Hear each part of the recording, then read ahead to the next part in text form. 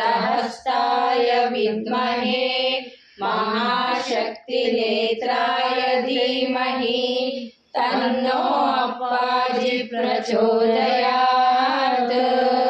ॐ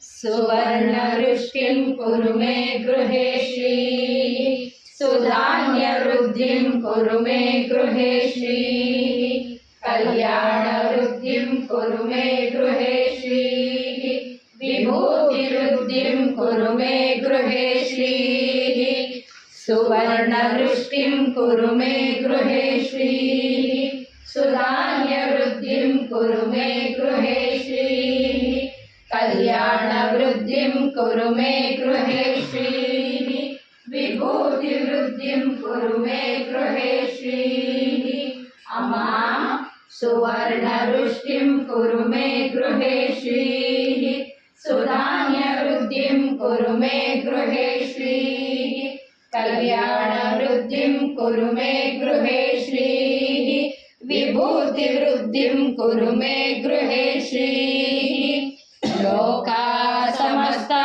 सुखिनो भवन्तु लोका समस्ता सुखिनो भवन्तु लोका समस्ता सुखिनो भवन्तु समस्त सन्मङ्गलानि भवन्तु। ॐ शान्ति शान्ति शान्तिः। हरिः ॐ तत्सत्। सर्वं श्री जगदम्बार्पणमस्तु। सर्वं श्री गुरुचरणार्पणमस्तु।